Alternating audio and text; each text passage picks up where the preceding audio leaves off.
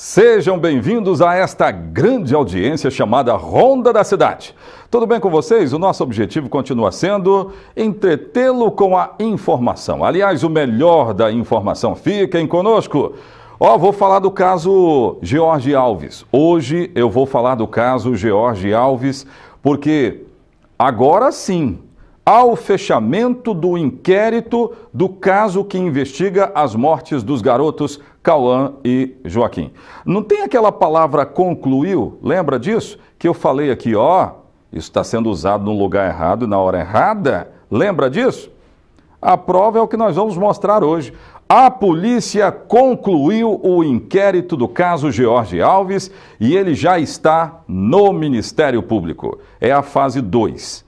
Os delegados concluíram todo o trabalho deles e agora eles disseram o seguinte: Ministério Público está aí, está tudo apurado, está tudo pronto. Peguem e façam aquilo que deve ser feito dentro da legislação brasileira. Foi isso que os delegados disseram. Eu quero, gente, logo no começo do programa, enaltecer o trabalho desses delegados. Tudo bem, produção? Sejam todos bem-vindos. Vamos colocar a imagem dos delegados que fizeram a composição de uma força-tarefa para que o povo de Linhares e de todo o estado do Espírito Santo e de vários estados da Federação Brasileira possam vê-los e, digo eu, parabéns aos delegados da força-tarefa. Está aí delegada a doutora Suzana, doutor André Jareta, André Costa, Rômeu de Abreu, Pio de Abreu. E ele disse o seguinte: rapaz, você está colocando meu nome lá, Andrade, que história é essa? Então, doutor, me perdoa, hein? Rômeu Pio de Abreu, Rômeu Pio de Abreu, que é o presidente do inquérito. É o presidente do inquérito. É quem se responsabilizava aqui na cidade de Linhares, na 16ª Delegacia, tocava as investigações e foi um trabalho feito em equipe. Eu imagino que esses delegados, antes de chamar a virada e tradicional do nosso programa, eu imagino que esses delegados, eles hoje respiram, porque o turbilhão desse caso, e vou dizer, um dos casos mais dramáticos da história do município de Linhares. Eu acompanho jornalismo aqui desde 94, acompanho assim, em loco, no local, desde 94. Eu, Oséias Farias, nunca vi um caso desse, e esse aí é o delegado-presidente do inquérito, Doutor Rômeu, que, aliás, todos eles merecem os parabéns. Eu passo pela cidade de Linhares e a população abraçou esses delegados de uma forma grandiosa, porque eles viram a aflição da sociedade e a sociedade percebia a aflição deles em ter prudência na divulgação que eles faziam. E quando eles tiveram condição de interagir com a comunidade, eles interagiram. E hoje é dia de usar aquela palavrinha concluiu, tá bom, gente? Porque isso é para bom entendedor. Uma vez o Gilmar Mendes disse o seguinte: nós não podemos ser, jornalistas não podem ser analfabetos do direito. Analfabetos do direito é a pessoa que sabe nada, ele não enxerga nada. Não que você vai ser um PhD ou um formado em direito, não é isso. Tem muitos jornalistas que são. Agora a gente precisa ver e identificar o que os delegados estão fazendo, minimamente, para nós chegarmos aqui e divulgarmos para a população. Então, o Ronda nunca utilizou antes essa palavra conclusão, mas hoje nós estamos utilizando. E eu vou falar desse caso logo no primeiro bloco do programa. É assim que começamos então, no rádio ou na TV. Fiquem conosco, a notícia chega até você.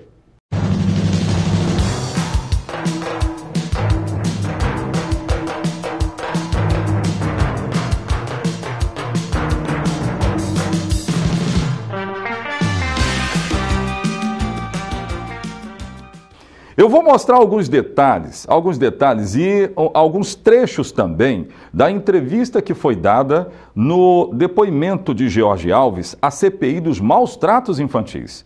Porque configura, Vamos lá. Configura maus tratos infantis? Essa história aí do George Alves, trágica por si só. E aí, ele foi levado à CPI dos maus tratos infantis. Eu quero, produção, pegar alguns trechos daquilo que ele disse para a gente falar aqui, porque eu vou dar algumas informações que ainda não foram dadas nesse caso. Ainda não foram dadas, né? Os delegados da Força Tarefa, eles não puderam ainda falar sobre esse caso, porque há uma determinação, né, advinda da Grande Vitória, dando conta de que eles ainda não poderiam falar com a imprensa abertamente sobre esse caso, além da entrevista que deram, né? E a gente respeita isso. Nós conversamos ali e eu acabei entendendo muita coisa desse caso aí.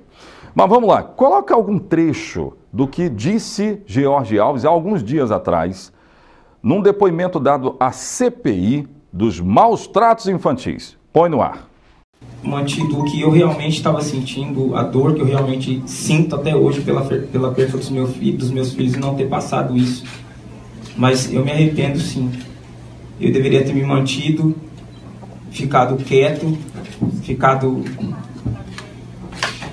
tranquilo, porque eu sinto até hoje a dor, eu choro todos os dias, como chorei todos os dias pela morte dos meus filhos.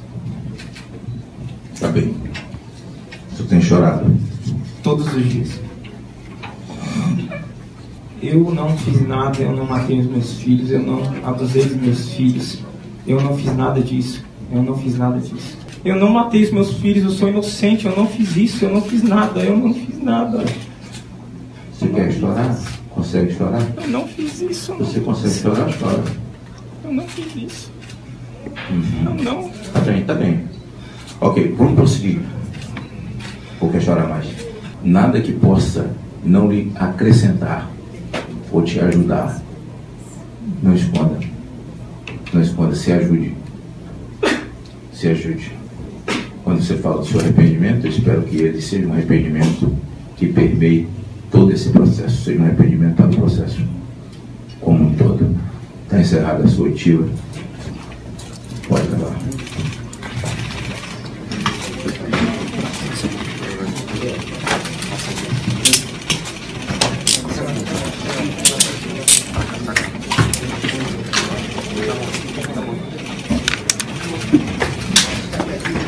Gente, vocês perceberam aí, a todo momento, eu não sei se vocês percebem da mesma forma que eu vejo aqui, mas George Alves, ele tenta chorar, detalhe importante, ele tenta chorar, mas perceberam que sempre quando ele tenta chorar e que é engatada, eu queria que a produção ficasse atenta nesse detalhe aqui, que ele tenta chorar e é engatada uma pergunta logo na sequência, ele para.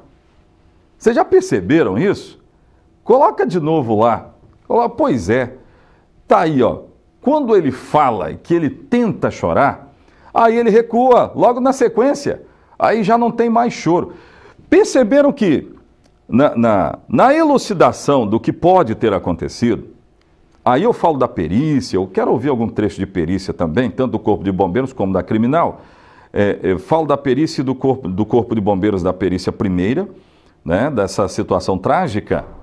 Há uma construção de uma situação que é colocada ali e que é percebida também. Porque muita coisa, George Alves ele foi entregando para os delegados, ele foi entregando ali, mas não era coisa perceptível do que ele estava dizendo. Os delegados deveriam entender assim. Ó a tentativa aí, ó a tentativa. E os delegados foram entendendo muita coisa do mecanismo daquilo que foi utilizado para cometer esse crime. Então, de lá para cá, nesses dias todos de inquérito, até chegar hoje, os delegados tiveram que minuciosamente estar atentos a detalhes. É por isso que essa equipe, gente, precisa ser aplaudida. Quando você encontrar na rua algum desses delegados aí, tudo bem, eles só fizeram o que está no ofício deles, mas foram maestrais. Tem que ser parabenizados, sim, porque eles foram percebendo detalhes que não estavam perceptíveis ao caso.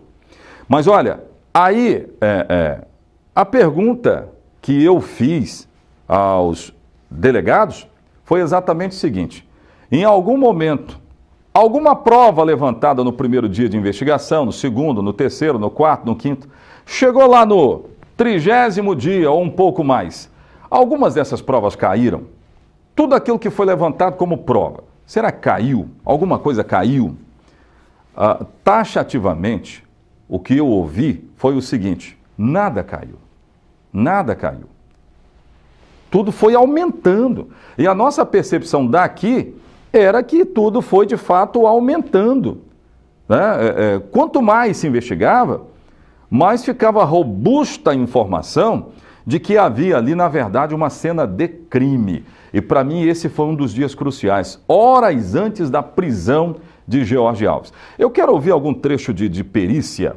Eu posso ouvir algum trecho da perícia, porque ela foi determinante para o fechamento, hein? Ela foi determinante para o fechamento do inquérito. A perícia encaixou peças. Foram peças e mais peças que foram sendo encaixadas nesse caso de George Alves, aí o momento da prisão dele. Coloca lá para mim, produção. Coloca para mim um trecho da perícia dos bombeiros. Vamos começar com os bombeiros. Foram os primeiros a chegar lá. E quando se percebe alguma coisa estranha, os bombeiros já começaram a pressentir isso. Coloca lá a conclusão do bombeiro na perícia. Por gentileza, põe no ar. E nesse teste de hipóteses, confronto delas com os dados coletados, todas as hipóteses caem, à exceção da ação pessoal deliberada, que pode ser ainda uma ação pessoal acidental, mas no caso foi uma ação pessoal deliberada com o uso de agente acelerador, agente acelerante, para provocar o desenvolvimento anormal do incêndio. Então daí a coisa ficava muito estranha. A perícia técnica, a partir daí ela teve que vir para dentro. Eu quero agora um trecho da perícia técnica, conclusões da perícia técnica a respeito desse caso. Na minha opinião, nesse momento aí, a polícia ela já tinha, né, 15 dias depois do caso, ela já tinha desenhado ali que era um cenário de crime e que as crianças poderiam ter sido abusadas, porque essa conclusão só pôde acontecer depois do fechamento de todos os exames e de todas as perícias. Por isso que houve a coletiva. Eu quero ouvir a perícia técnica agora. Coloca um trecho aí, põe no ar. Finalmente foi pesquisada a hipótese de abuso sexual, através da utilização de uma técnica que procura uma substância, uma proteína, que faz parte do sêmen humano, exclusivamente do sêmen humano. Essa substância se chama PSA, é produzida pela próstata e foi encontrada na cavidade anal, em amostras coletadas da cavidade anal de ambas as crianças. Pois é, isso foi o que disse a perícia técnica. Eu vou continuar falando sobre esse caso hoje, porque hoje sim nós podemos usar aquela palavra concluiu. Houve conclusão. O inquérito está fechado. As conclusões, toda a linha de pensamento que deveria estar reunida dentro do inquérito, ela já foi encaminhada ao Ministério Público. Eu vou fazer um intervalo aqui, daqui a pouco a gente continua falando sobre o caso George Alves. Gente, o inquérito foi concluído e está agora no Ministério Público. Eu volto já.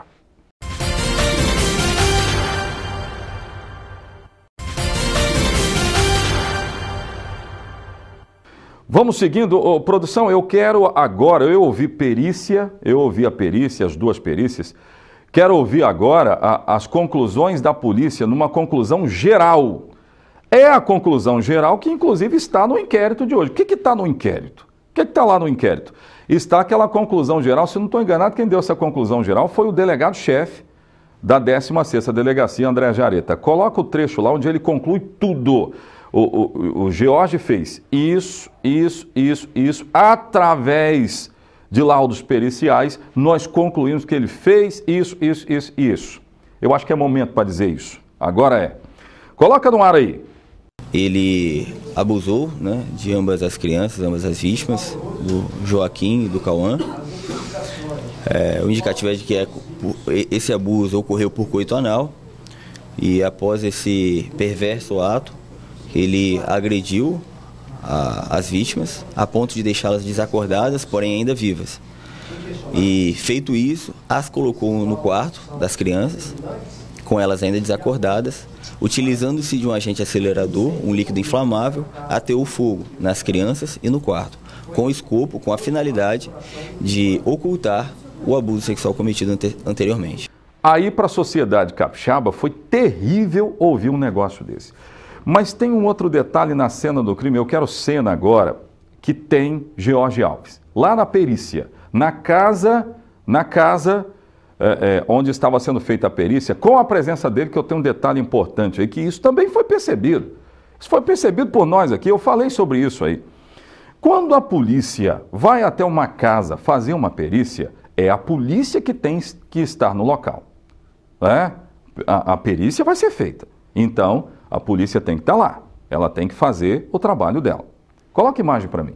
Coloque imagem revelando a presença de George Alves. Por que ele estava aí? Olha aí, ó. Por que ele estava na casa? A polícia achou estranho. Sabe por quê? Foi um dos detalhes que ele deu mole. Na minha opinião, ele começou a dar mole aí. Quando ele se preocupou em ir lá na casa, quando a perícia estava sendo feita. E esse foi um detalhe importante. Foi um detalhe importante. Estava lá a polícia, estava lá o corpo de bombeiros, que foram lá para fazer essa perícia técnica. E aí, de repente, chega quem? George Alves. Ele chegou lá. Ele não deveria ter ido lá. Porque ali ele fez a polícia pensar, mas peraí, qual é a preocupação de George Alves com a polícia estar aqui fazendo a perícia? Ele tinha uma preocupação. Sabe qual era a preocupação? Era de determinar o que a perícia iria descobrir. Era de determinar até mesmo o resultado, contribuir para o resultado. E na minha opinião, esse é o momento que as coisas ficam descortinadas. George Alves foi convidado a sair. Foi convidado a sair da casa onde a perícia estava sendo feita num dado momento. Né? Mas quando os bombeiros estavam lá, você veja que ele chega aí, ó. Quando os bombeiros estão lá, e esse é um detalhe importante de ser compreendido, a casa começa a cair aí, ó. É desse jeito que a casa cai. Foi exatamente isso que percebeu a polícia. Mas por que ele está aqui? Ele não deveria estar aqui. Aí a polícia começa a se aprofundar numa possibilidade de ter acontecido alguma coisa duvidosa. Alguma coisa duvidosa já estava acontecendo ali. E aí depois disso a coisa foi saltando para exames. Eu quero mostrar agora, pode voltar aqui para mim. Eu quero mostrar agora fotos que foram tiradas do pé do George Alves. Porque nesse caminho todo, ele diz para a polícia que se feriu. Ele estava ferido.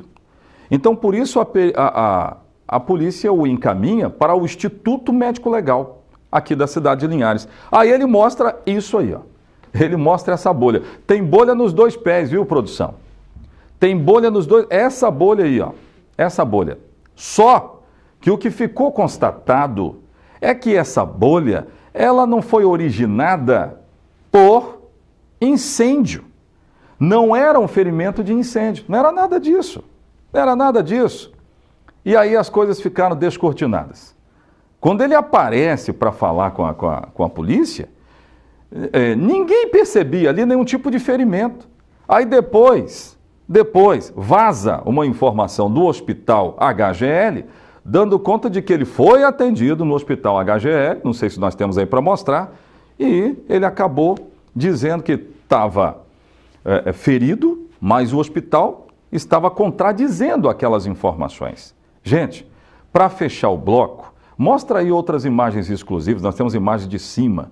O fogo ele acabou se espalhando muito rapidamente e destruiu muita coisa. Olha o telhado como é que ficou. Então, se o fogo se espalha rapidamente, esse é um outro detalhe que chamou a atenção da própria perícia. Aí, sobre ferimentos, ele vai dizer para a polícia, não, eu queimei a mão, queimei os pés, eu ouvi as crianças gritarem. Eu ouvi as crianças gritarem. Gente, muito dificilmente ele ouviu criança gritar. As crianças gritaram antes, porque os vizinhos relataram que havia criança gritando de forma desesperada, usaram esse termo para a nossa reportagem ainda, gritos de horror, eram gritos de horror. E as crianças morreram rapidamente, Só que há um detalhe, na porta desse quarto que queimou, a distância da porta para onde estavam as crianças era de cerca de 2 metros. Imaginem, se o fogo começa na versão de Jorge Alves, se o fogo começa no ar-condicionado, que ficava metros depois, daria tempo das crianças saírem correndo. Ou daria tempo do pai chegar lá e falar, sai daí, menino, pelo amor de Deus, está pegando fogo, sai. Mas isso não aconteceu. E aí a polícia foi formando pensamento, até chegar no ponto de quê? Chegar no ponto que nós ouvimos agora há pouco, André Jareta relatar, a conclusão do inquérito. Então, para fechar esse bloco, produção, nós colocamos aí, agora sim, polícia concluiu o inquérito do pastor George, que continua preso.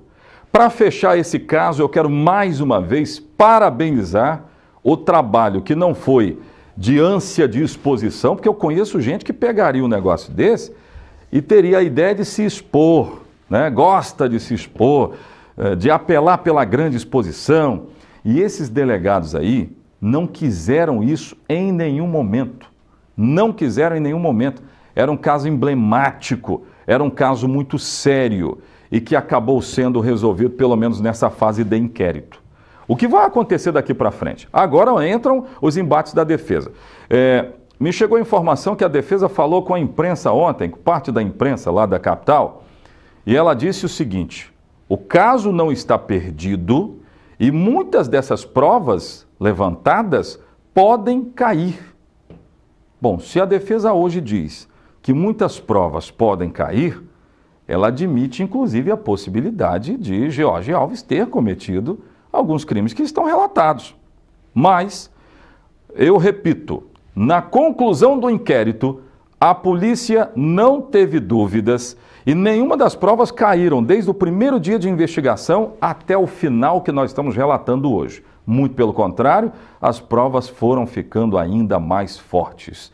Dificilmente cai, mas agora está no Ministério Público. Então, gente, amigos da imprensa, agora sim está concluído o inquérito sobre o caso George Alves. O caso está nas mãos do Poder Judiciário. Deve aceitar essa denúncia, seguramente deve aceitar.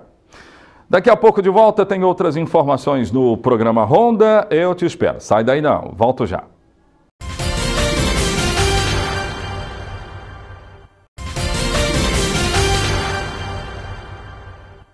Estamos de volta, terceiro bloco do programa Ronda. Gente, teve um detalhe que eu deixei escapar, que eu até separei aqui para falar sobre o caso George Alves, é rápido.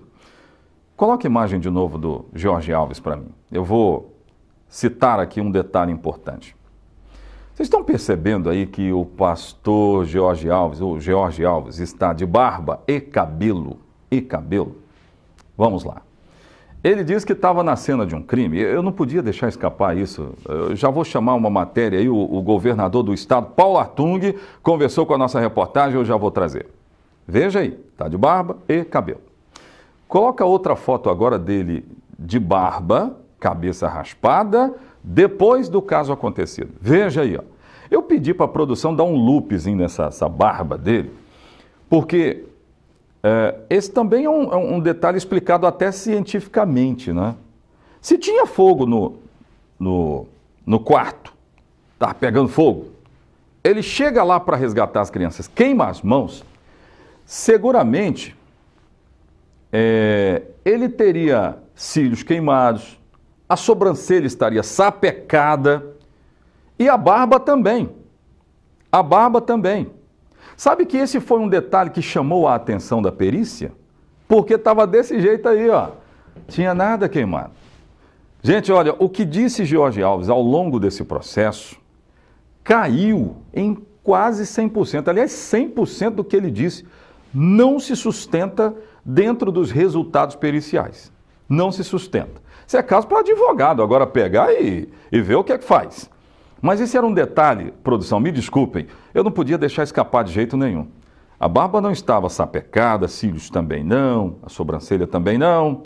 E não é característico de quem entra numa cena de fogo, porque o fogo vem. Você não vai queimar? Cabelo queima rápido, vai embora rapidamente. Então, olha, eu duvido muito que da forma que está a perícia e está concluído esse inquérito, que alguma coisa caia. Pode cair, pode até cair, mas está muito bem robusto, está muito bem concatenado. A linha de pensamento com o resultado da perícia está muito bem feito. Os delegados fizeram realmente um trabalho primoroso, excepcional. Vamos falar lá com o governador Paulo Artung, esteve ontem aqui na cidade de Linhares e falou sobre a greve dos caminhoneiros. Aliás, o movimento continua, tem combustível na maioria dos postos aqui da cidade de Linhares, mas o detalhe importante, há uma preocupação gigante porque a greve não acabou. O que é que o governador do estado disse, hein? Põe no ar. Olha, eu acho que a solução agora é o encerramento do movimento, né? Independente de tudo, assim... Você tem lá em Brasília um governo fraco, batendo cabeça, isso está claro para todos os brasileiros, né? Mas tem no país também, assim, eu chamei aqui um surto de populismo, né? Sabe, que é perigosíssimo, né? Então você combina governo fraco com surto de populismo, é uma coisa complicada para o Brasil, a gente precisa estar muito atento para isso, né? Mas... com todas essas condições, quer dizer, o movimento está na hora de terminar, o Brasil precisa trabalhar, gerar emprego, gerar renda, gerar oportunidade para o seu povo e para a sua gente. Então, assim, eu acho que a hora agora é de bom senso, é de equilíbrio, né? É de sensatez, né? E o bom senso, o equilíbrio e a sensatez mandam o quê? A gente voltar a tocar a vida. O país já foi muito sacrificado esses últimos anos, a população muito sacrificada. Aguentar essa crise econômica, recessão econômica, uma crise política louca, uma crise ética ligada à corrupção, de matar a gente, quer dizer, de doer o estômago da gente, quer dizer, já tem sido duríssimo para a população, agora, quer dizer, ter que conviver com uma paralisação como essa, né? É uma preocupação geral. Fala-se até em mudar a forma de conclusão de preços da Petrobras, essa política de preços da Petrobras. Já estão admitindo mudar isso. Mas eu quero registrar que quando houve transição de governo, CID, PIS, COFINS e ICMS tinham um percentual. No caso do governo federal, o percentual foi aumentado. Deram 100% de aumento em PIS, COFINS. Então, que tem uma política de preço da Petrobras porque ela é uma empresa. Existem fundos privados que investem nela. Então, ela tem que ter olhar sim para o mercado. Só que a prudência deve haver quando você adiciona aumentos de impostos. É isso que está sendo contestado agora, reclamado pelos moradores. A gasolina ficou alta mesmo. O diesel também ficou, o álcool também ficou. Então, a gente entende desse negócio e é importante entender isso aí. Mas a greve continua e é uma preocupação gigante. Vamos falar sobre o preço dos alimentos? Aí, quando os caminhoneiros decidem ir para as estradas, não rodar, tem muitas estradas que não estão bloqueadas. Aqui na cidade de Linhares não há bloqueio de estradas, mas há caminhoneiros parados nas estradas ou à beira das estradas. E os alimentos ficaram caros. Os preços estão ajustados para cima. É um desajuste, né? Para o consumidor é um desajuste. Mas eu quero também trazer esta informação. Põe no ar. O Marcelo é pequeno produtor em Domingos Martins, na região serrana. Desde que a paralisação dos caminhoneiros começou há 9 dias, hoje foi a primeira vez que ele conseguiu trazer os produtos para a feira livre. Saí de lá 3 horas da tarde, cheguei aqui ontem, era às 9 horas da noite. Graças a Deus peguei umas estradas lá e deu certo para passar. As barracas estavam cheias de frutas, verduras e legumes. É a vida do capixaba começando a voltar ao normal. Graças a Deus as coisas que eu compro tem de tudo.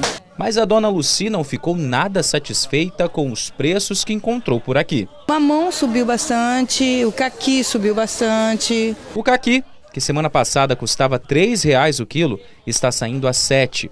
Para ajudar o consumidor a economizar nesse momento de tanta variação, os vigilantes do preço, grupo formado por professores e estudantes de uma faculdade aqui da capital, estão percorrendo as feiras e supermercados. E já sabe quem são os vilões na hora de fazer as compras. A batata é o principal, depois você tem aí a banana prata, né, a cebola, tomate, tudo em torno aí de 15% a 20% de aumento, né? São os produtos mais perecíveis que aumentaram bastante nesses últimos 6 dias. Enquanto alguns preços estão nas alturas, outros produtos estão sendo vendidos bem abaixo do valor de mercado. Nesta terça-feira, um produtor de aves de Santa Maria de Jetibá vendeu galinha aqui na Grande Vitória a R$1 a unidade. Centenas de pessoas fizeram fila para comprar. E o consumidor deve mesmo aproveitar esse momento. É que em poucos dias esse cenário deve mudar. Se não tiver o retorno da ração aí para alimentar as galinhas, né, vai haver uma mortandade muito grande de galinhas, vai haver escassez dessa produção, muita parcela dessa produção é exportada, então realmente a situação da avicultura vai ficar bem prejudicada. Tomara que tudo acabe, que haja bom senso para resolver esse problema. Porque se de um lado existe uma equipe econômica, existe um governo tentando sanear contas e coisa e tal, existe quem paga essa conta toda, que é o consumidor. Então tem que haver bom senso para acabar com isso tudo. O Ronda fica por aqui. Muito obrigado pelo carinho da sua audiência. Nós voltaremos amanhã. Eu estarei aqui se o nosso sublime Deus permitir. Até amanhã. Tchau, tchau.